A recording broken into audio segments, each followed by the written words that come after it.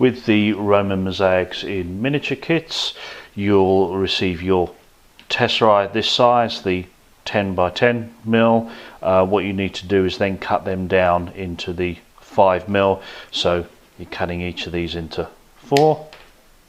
Now I don't tend to cut all of the tesserae down before I start. I'll just say like this, I've cut enough of the black to do that, some of the red. I do it bits at a time.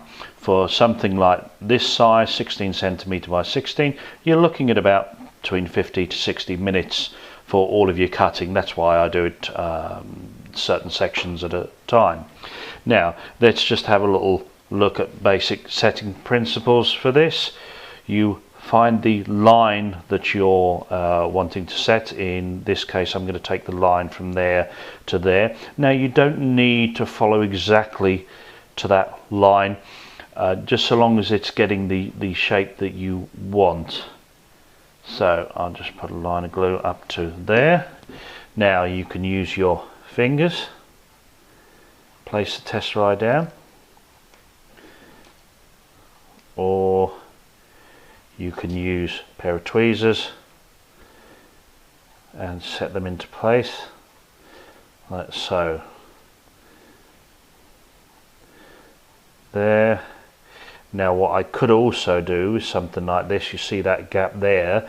That's going to be white tesserae in there, so I could do those at the same time, which makes it a little bit easy in trying to cut them to fit exactly into that space. Now if you need to move these tesserae, rather than trying to get your fingers in there, use your tweezers or even a pencil and just move them into the shape that you want. The thing is to avoid getting glue on your fingers, too much glue on the ends of any of the instruments you use, otherwise as soon as you put the tesserae down with glue on your fingers you'll be picking them straight back up again. One thing you must avoid doing on these is Tesserai counting, and basically that is where you look at the picture of the mosaic that I've done and think, okay, there's 3 black tesserae between those 2 lines, I've got to get 3 in there. It's not that. What that is just a black line going from there to there, therefore you put as many tesserae in as you need. Same up here, it's not 4 tesserae up there, it's just a brown line which is going up and curving round there. When you do come onto these curves, what you can see is I have done what are known as keystone cuts on there, because as the tesserae are set in a curved line, you can see obviously there's more of a triangular gap opening up there, which you will need to fill.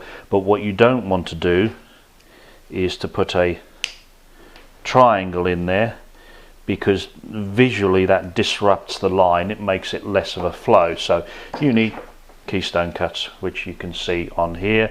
One of your square tesserae, cut a edge off of either side, and there, like you get in a Norman arch, you can see there's this keystone cut, and then with the tesserae on either side, this allows the line to flow, to curve round. Now what you don't want to do if you're cutting a keystone, even at this size with a 5mm, is pick something that's really small. Find one of the larger ones that have come out of your cutting, and you'll find that it's a little bit easier to get a keystone cut without just getting a fragment.